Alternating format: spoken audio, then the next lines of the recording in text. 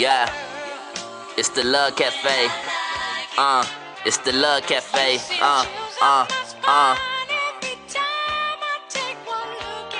Now it's Thursday at the Luv Cafe. Every week I check the joints that they play. 5 to 7, 2 hours a day, they bout they pay. You can call and talk about the things racking your brain, like when that pain start to get you, love get you down. I bet Jazzy help you pick up the pieces, build your defense, make it easy. I guarantee there's something to relate to. Told the T gon' drop the beat that make you hit your feet like it's the weekend. Just log on to the FBRN.US. Jazz and told the T they be the best, so never stress, just relax, put your feet back, pour up that wine, ease your mind to the Luv Cafe. You gotta love what they say, it's motivational, love educational. These other radio stations should get back to the basics though. G White on the beat, I got that major flow. And if you ain't got no place to go, then tune in to the Luv Cafe. To the Luv Cafe. To the Luv Cafe. Yeah. We on the Luv Cafe, we on the Luv Cafe, we on the Luv Cafe, yeah.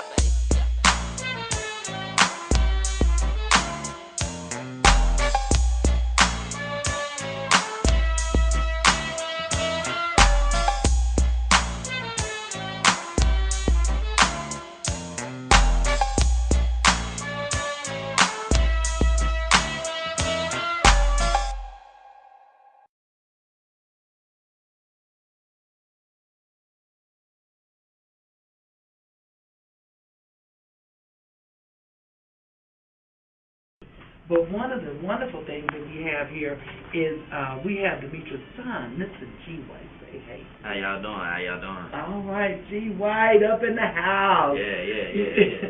Yeah, this young man just mannerable, cool. I mean, as he can be. So we're excited to have him. We're gonna come and talk a little bit more to him about what he is doing here. He's a local artist in VFW and homegrown. Homegrown. Dallas born and raised. You went to school at... I graduated from Duncanville. And what you doing right now? I'm going to Cedar Valley right now for audio production. So you're trying to perfect your craft. Yes, ma'am. And that's one of the things we talk about here at the Luv Cafe. If God gives you something to do, perfect it.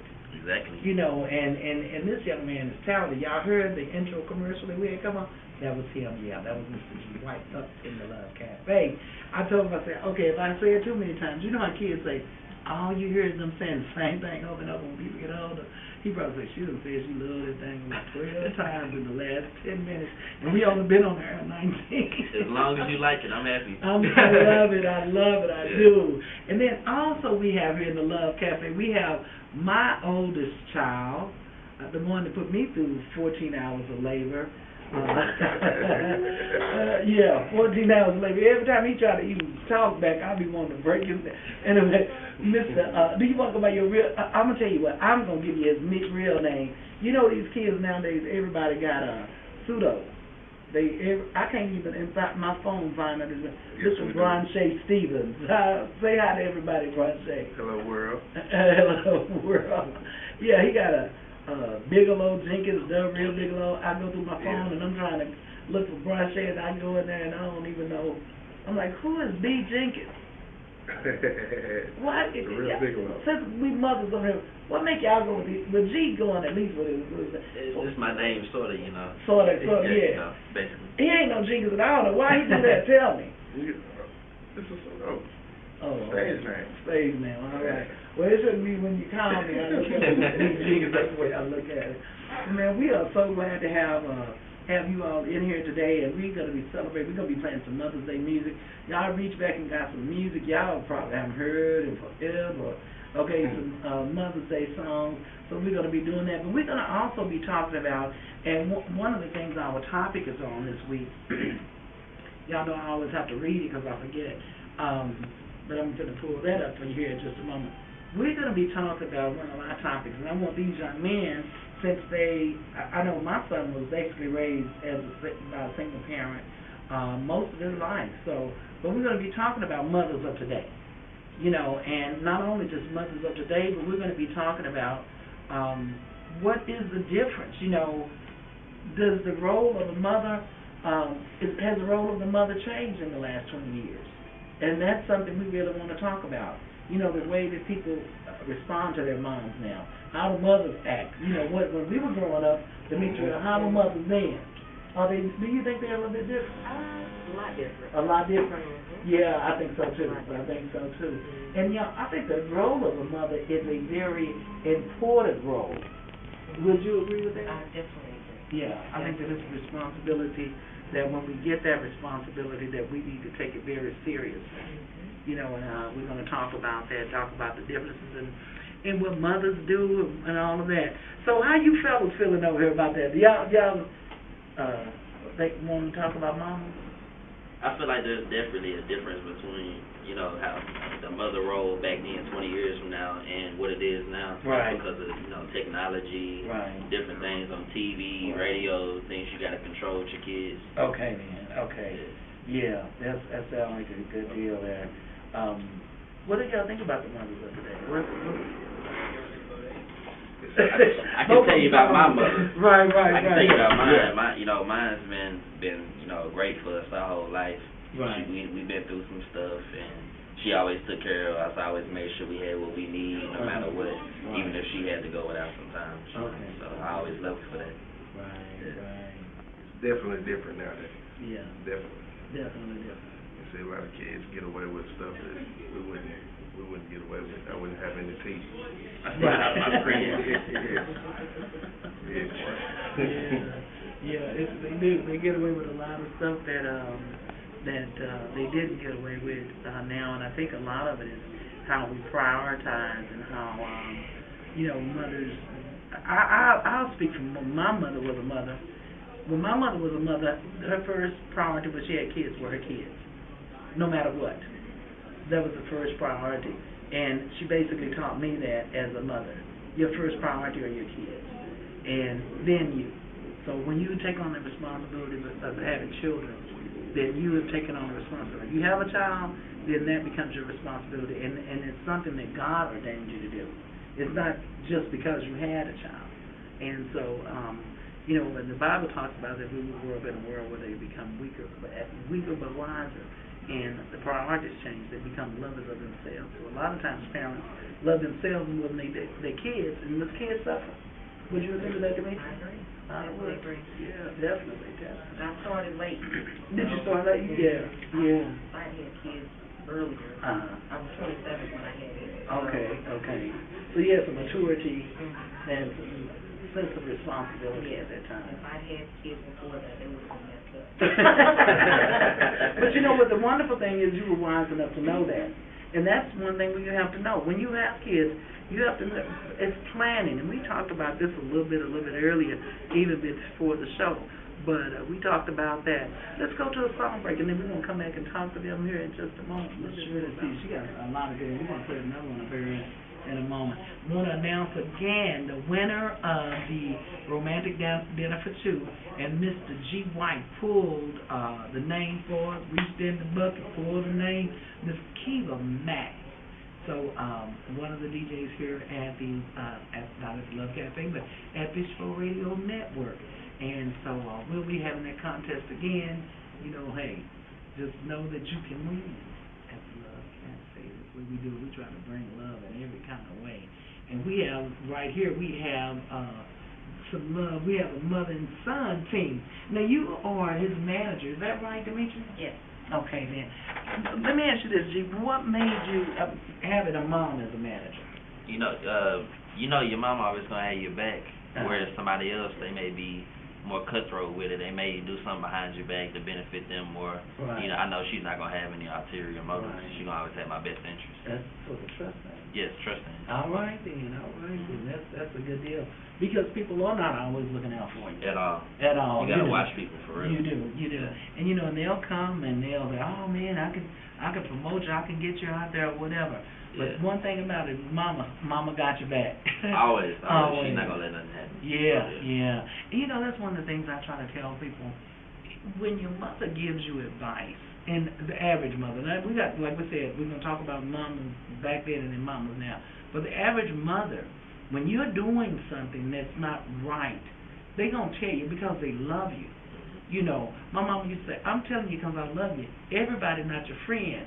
And, you know, you would think, mama don't know what she's talking about. They my friend. But baby, and we use that word friend very loosely now. And so, but sometimes mama will tell you, I remember when I used to bring a guy to visit, and it was a guy came and my mom told me, he ain't worth nothing, honey.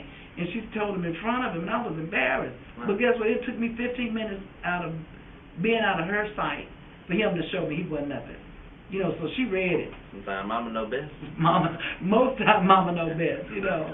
And not too many times will they try to set you up. And fulfill you, because one of the things, and I don't know about you, Demetri, but one of the things is I want my kids to have it better than I have it. Exactly. You know, I really do. Now you said 27 you had your first child. Yes. And you were ready. I was 26. His birthday is 2 weeks to the day after mine.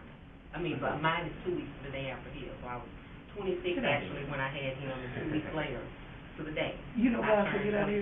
His is 2 weeks to the day after mine. Oh, wow. Yeah, May 13th and I'm May 27th. Oh, wow. Right, 2 weeks exactly. Yeah, yeah. And so you turned 27 right after you had it. Right, and I went to 27 hours later.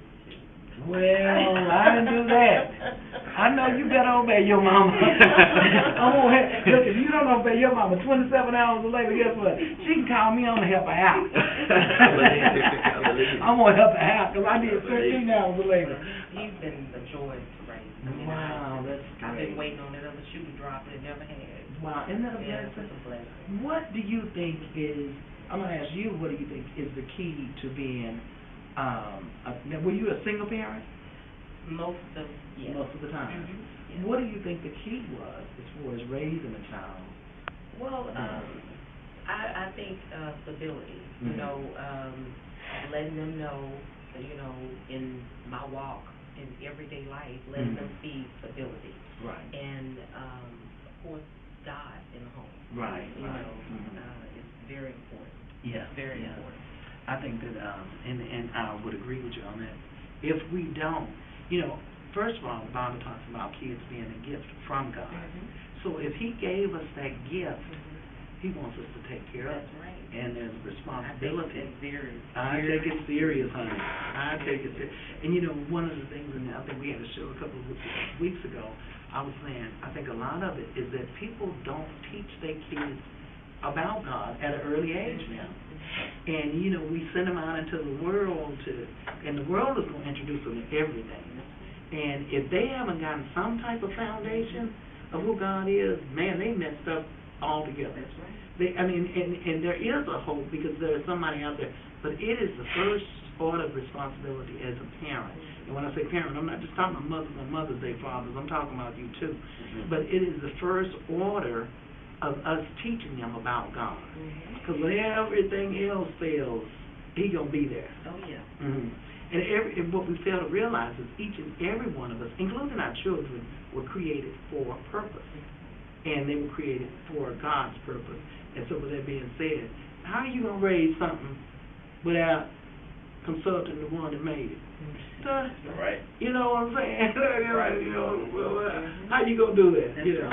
So, what else do you think, besides that, what do you think the stability in God is for us? Now, you had 2 boys. 2. That's all I wanted, boys. Right. I've always wanted boys, so I have 2. Okay, then.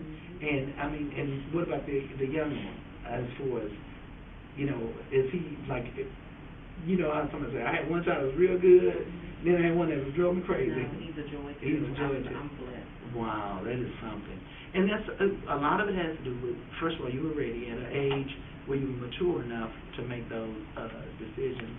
And then the other thing is you kind of had a foundation and knew where you were going. Right, exactly. Kind of hard for the blind to lead the blind. Yeah. What would you say, is one of the most important things you as a, you know, do you live at home now? Or you? Yeah, I do. Okay. What are some of the things, you know, when you get ready to have a family, or when you, as you leave home or whatever, what are some of the important things that you can say, I remember Mama? I can say she always taught me to be honest with myself and be honest with other people. That's something she always did with us. You know, whenever she made a mistake, she didn't try to put it on somebody else or make an excuse about it. She told us what she did, so that we could learn from it. Right, So, you know, accountability. yeah, she didn't try to hide stuff that she did. So that's the main thing. I know, especially as a man, you know, that's one of the main components of a good man is to be accountable for your actions, whether they're good or bad. So, right, not look for somebody else's blame. Exactly. I love that. Accountability. And that is something we definitely need to do, is definitely have accountability as far as that is concerned. Co-host, Bigelow, what would you say is some of the things that you learned that you think that is very important? Oh man, hard work. Hard work. We're not gonna get anything without hard work. Right. You know, I was, like you said, I was blessed.